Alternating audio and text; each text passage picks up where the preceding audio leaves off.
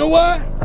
It's personal. It's personal. It's personal. It's personal. It's personal. It's personal. It's personal. It's personal. It's personal. Maybe someone's don't like me, but because maybe I'm too good. I don't know why. Oh, surprise, surprise, mother! The king is back. Pretty good, but you're not as good as those guys. And I had to listen to all this, and that put so much wood on that fire that it kept me each and every day trying to get better as a basketball player. I want you to take it personal. And my personal question to you is, why not you? You've got the brains, you can make decisions, you can study the plan, you can change your life, you can grow immensely in the next few years, you can make your dreams come true, you can build a financial wall around your family nothing can get through, you can become healthy, you can become powerful. Why not you? I've been listening to them laugh my whole career. They've been laughing. What? An Irishman win a Cage Warriors world title? Hell no. You serious? An Irishman? An Irishman win a fight in the UFC? Hell no. Laughs all around. Okay, you gotta win.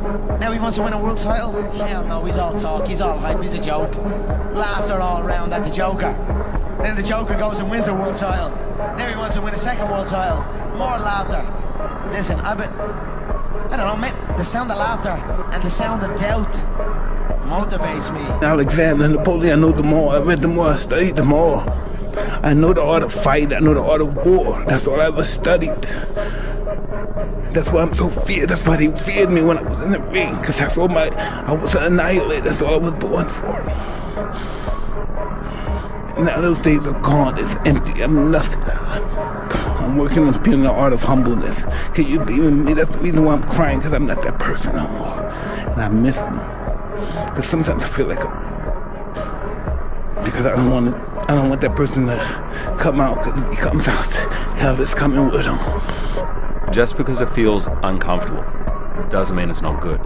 I saw him at the race where he broke all the bones in his feet, you know. I saw him, I participated in that race. It's the first time I saw him. That's how I met him. And 2007. And you know, he broke all the bones in his feet. He was running 100. I was running this race. It was a 24-hour race as a relay team. I was with 4 friends. And the format of the race is, you know, you run a mile, I run a mile, whatever team runs the most amount of miles wins the race. He had no teammates. God, I know every mother ain't gonna do what I'm gonna do. So this is how you level up. That's how you level up. I know there's a whole bunch of people with that right there. That fires me up. That makes me happy, what you just said. That brings joy to my life right there. That's right. Shit. I'm winning anyway. I'm winning. I know there's so many people that have the ability and just refuse to get off that couch. Refuse to study a few more hours. Refuse to go deeper, to go further. And that's where I gain the advantage. It's so easy to be great nowadays, my friend, because most people are weak.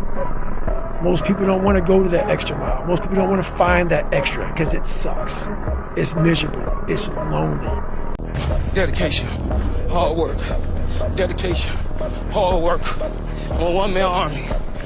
One-man army. The world can go against me. I'm still come on top. I got God on my side. It's time to stay focused, man. Nothing's ever going to be given to you. Everything's going to be earned. If you don't go out there and put in the work, you don't go out and put in the effort, 1, you're not going to get the results. But 2, more importantly, you don't deserve it. You didn't earn it. Turn your feelings off when it comes down to you wanting to be better. What that means is when that alarm clock goes off, your feelings got to go away. It's raining outside, it's cold outside, but you don't want to put those long hours in at work. That's what I'm talking about. Your feelings must go away. When you know everybody's gone home to their families, but you know you want to be the top salesperson in the world, or you want to be the best lawyer in the world, whatever it is, when everybody leaves to go home, and there's only one light on in a building, a 15-story building, and only one office. Every office is dark. There's one office with one light on, and as those go from the club, they look up every day, 2 o'clock in the morning, they see that, and that light's always on. That's the right there you gotta be. If you have to ask how to get motivated to go to the gym, you don't need to be going to the gym. You don't want it enough. When you're sick and tired of looking and feeling like you'll show up, I'll see you there, because you're gonna look in the mirror and you're gonna be like, that. You're gonna want to be in the gym. And if you're gonna make this a lifestyle, you have to lower the barriers, make the gym cheaper, closer, training partners, exercises you like, and you have to raise the impetus, goals, inspiration, and goddamn real desire to be there. Do you want to do this or not? Which is what I think a lot of it boils down to. Do you actually want to do this or not? Do you actually want to do this or not? Because if you actually want to do it, what's going to stop you? Nothing. And if you don't really want to do it, what's going to stop you? Just about anything that comes up. Just about any obstacle that gets in your way becomes an excuse.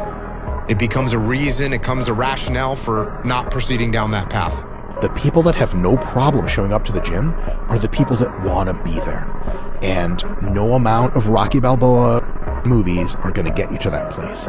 A lot of that is also built with the experience of having the gym be a place where you get results by pushing yourself, winning little mini challenges, and having fun with it. You'll be less than, you'll be a loser if you don't. I can't leave the gym. You won. You won. When you walk out of here today, you know, you've won. Imagine walking out the door a loser. I'd rather die. I would rather die than be that loser guy. Think about that. Do you want to walk out that door a damn loser, or do you want to walk out the door a winner? That, you know, I'll fight to the death. And sometimes I actually went close to death. It sounds crazy, but you got to give it that much if you want results. Otherwise, you'll be like everybody else. The majority of the population, they think they're training hard. That was hard. Motivation is crap. People right now, maybe listening, be motivated to go run. If it's cold somewhere where they're at, allow them to shut that door, go back inside. That's motivation. It comes and go as how you feel. If you and your wife are good, if you and your kids are good, if you're good at work, you're motivated. I like a mother's life is imploded. Ain't got in life and says, still got after today, man. That's what it's about. So that's when you move from motivation to driven to obsessed. And I want people to realize once you get to this portion over here, the driven obsessed part, you're unstoppable. It's up to you. The ball's in your court. No more around. You want your life to be better? I can't help you. Lee can't help you. Joe Rogan can't help you. Ari can't help you. God can't help you. Only you can help you. Grab your fucking balls, get a notebook, and write down what the you're going to do this year. And this is it. You're not going to have these problems. Fuck the drugs, the cigarettes, that dumb. It all starts today, all right? No more excuses. This is the year of the fucking soldier. I will never quit. Because if you quit, you're done. You may still be alive walking around on this earth. You're done. I will never quit. I will persevere and I will thrive on adversity. My team expects me to be physically harder and mentally stronger than our opponents. I hold myself to that standard.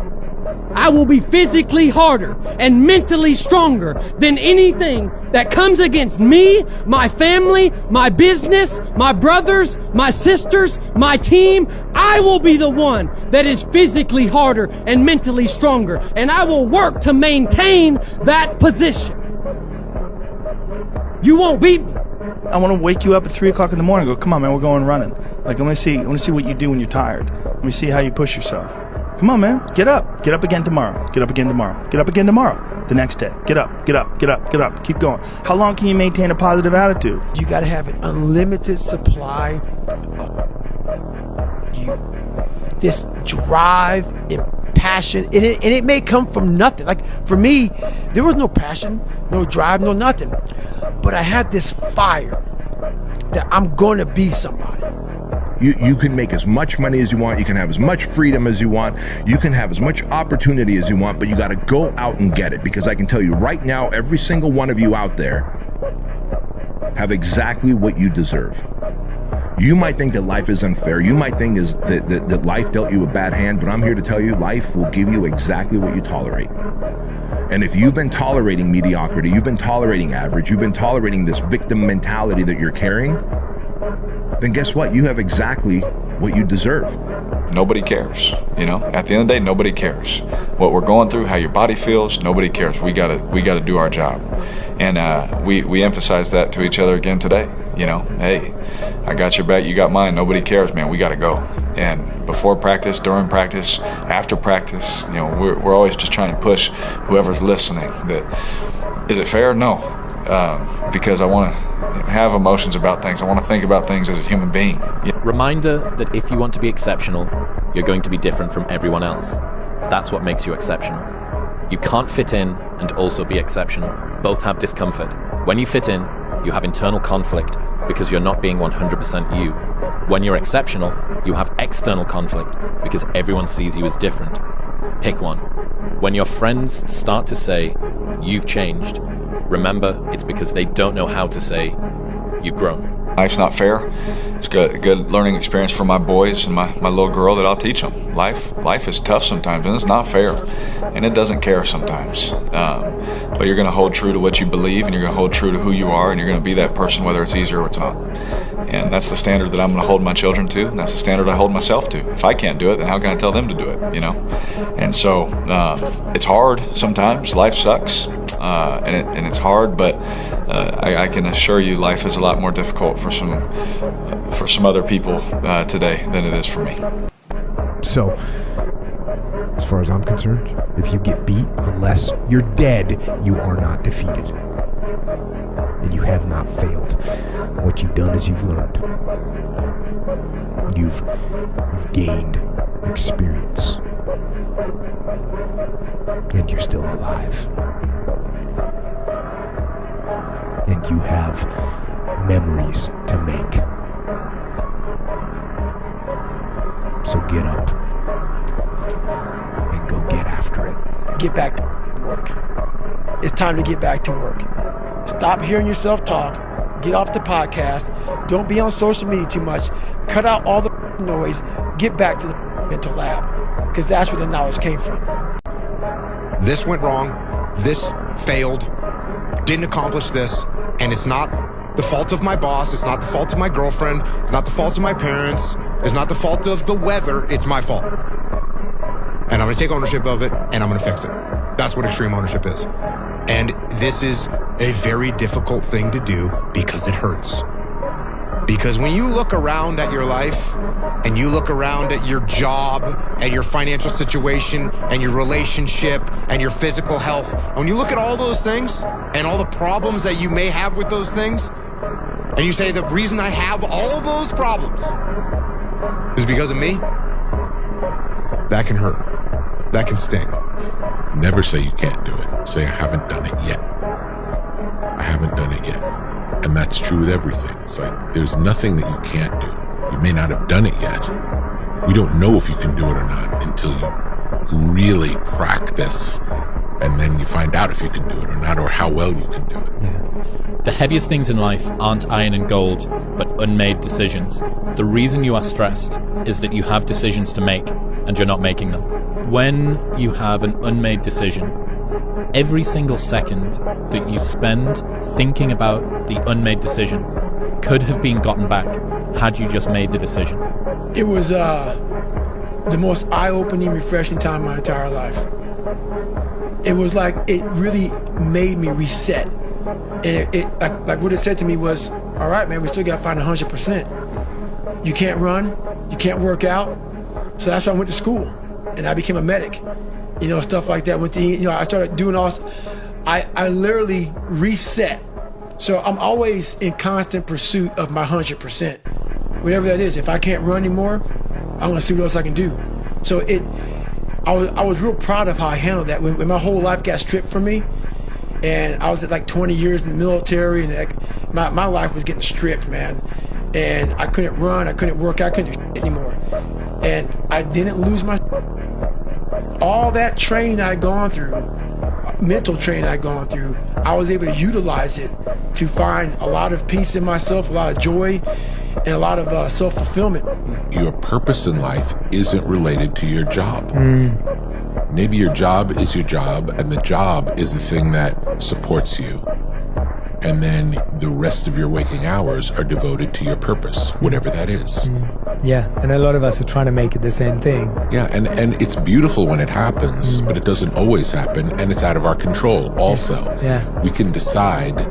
I would say, if you need to have a job to support yourself, that's great. That's a noble thing to do. And follow your dreams. But I'm not saying they're one thing. Yes. They don't have to be one thing. And don't let following your dreams undermine your ability to support yourself.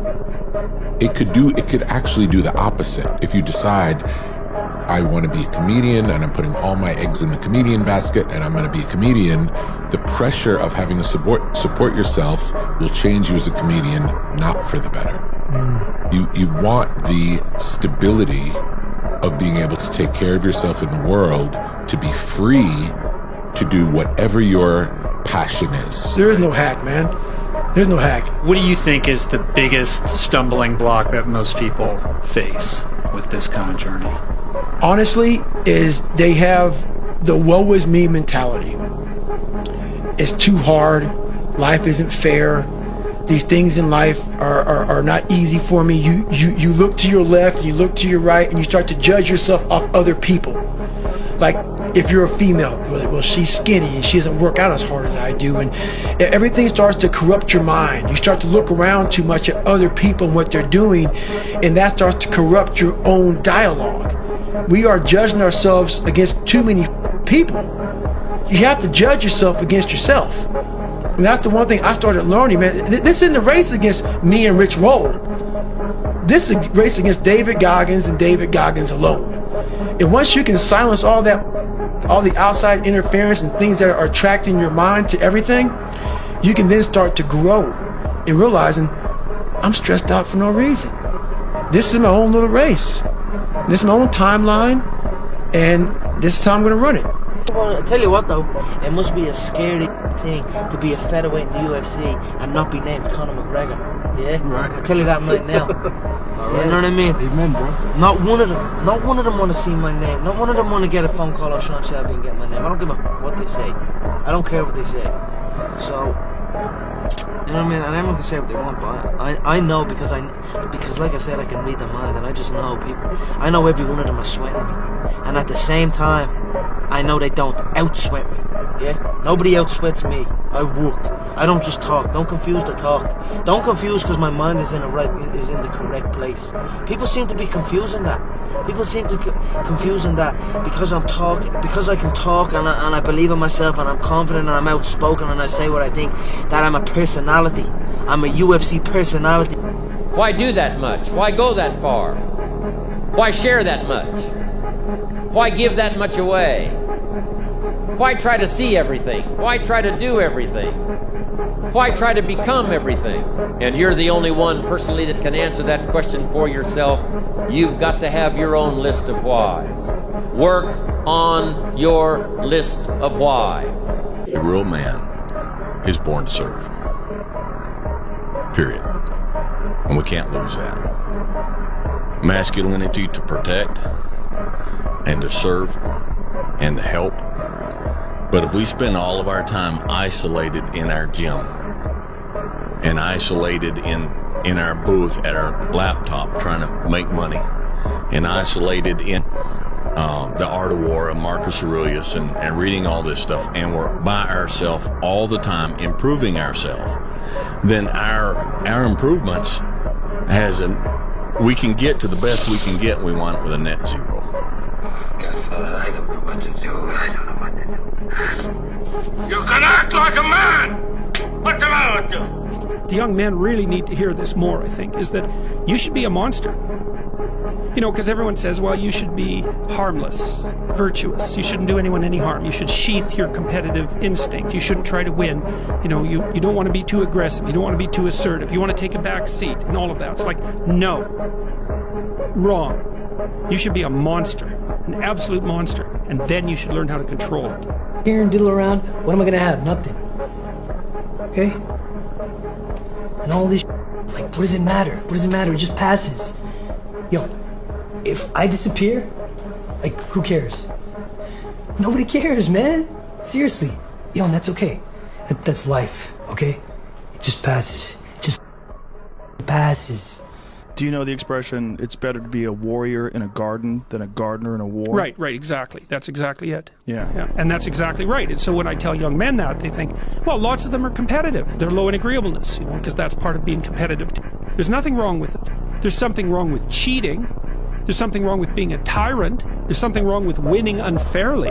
All of those things are bad. But you don't want people to win? What's the difference between trying to win and striving? If you want to be great, you want to be best ever at what you do, you're going to be misunderstood by everybody because you're going to be so obsessed and so driven to get there. That's what it takes. That's the truth. It takes every second of your life. Anybody says balance? Yeah, balance is important for a lot of people. It is. But if you want to go to that edge where people do not like you, don't understand you, question everything you do, you've arrived. When you are misunderstood to the point where people think you're psycho and you're nuts and you're this and that, why are you in the gym at 1 o'clock in the morning? You just got through doing an op for 13, 14 hours after Ranger School, man, at the gym. What's wrong? You will never understand what is wrong with me. And that's why I'm so glad you don't, because I'm in the right spot. When people don't understand you anymore, you're in that spot of obsession and drive where people are like, what the? A harmless man is not a good man.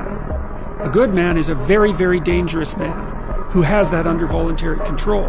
There's 10,000 times more going on inside the head of a man than you have any idea. He's carrying burdens that you don't have a clue about, and he don't know how to express them, and he don't know what to do about it, and he figures if he puts it out there and communicates it, he's just going to be shot down, called a fool, called weak, so he carries it inside, and you have no clue the burdens and the hell that most men are carrying inside and not even showing you. There's this line that I heard David Goggins say on Rogan, and I can't remember who he was saying it to or what he said in response to, but he just said, I'm David Goggins. I remember him saying it, and I thought to myself, like, you want to be able to say that in the mirror to yourself and not laugh at yourself. And the only way that I can do that is know that when no one's watching, I work harder than when they're watching. And thinking about it like that has given me this persistent and ever-present scorecard or third party that's like, no one's watching, which means now you have to work, because otherwise you're full of... We don't rise to the standards we have when others are watching. We fall to the standards we have when no one is watching. The only work that really matters is the work that no one sees. It shows you who you really are rather than who you say you are. Out of the 100 men that go into war, 10 shouldn't even be there. 80 of them are just targets. 10 do most of, or 9 do most of the fighting. 1 is a warrior. And it's a true quote to life. I saw it going through training. I saw it everywhere I went. There's so many people who just show up to life that shouldn't even fucking be around. And there's few people who do all the work. I wanted to be part of that 9, and I'm working towards being that 1. And that's just how I live my life. I think a real man is born to serve. And serve means provide for those that are in your sphere of you to provide for. It means to protect. It means to encourage. It means to teach and to train. And sometimes it means to step back and let them hit the wall. Sometimes the best service you can do for somebody is to, when it's all done, walk up and look down and say, did that hurt? You know, that's what they needed. But we won't do that because it makes us look bad, and even in our service to others, we do it for ulterior motives, you know. But yes, I believe that very strongly. I believe if you spend your whole life to yourself, for yourself, you have no purpose of being here. Your family's looking for that one guy right now. You're looking for that one guy who's strong, who's that pillar for the family in hard times. Make sure they look around can look around and find you. These are the times right now for you to step up. Be that guy that can take anything. Stay hard. The disciplined people execute no matter what, because the outcome of what they're doing is more important than how they feel that morning. It's cold, it's hot, I didn't sleep well, I had a nightmare, I don't feel like it, it's gonna hurt. Who gives a crap, right? The disciplined person takes action no matter what. The self-developed person takes action no matter what. The self-mastered and self-developed person is also someone who has developed impulse control. You're able to lock in and stay focused. You are one decision away from changing your life. And you have to accept that. You're one new meeting, one new relationship, one new contact, one new action, one new decision away from shifting your life from where it is right now to a totally different place.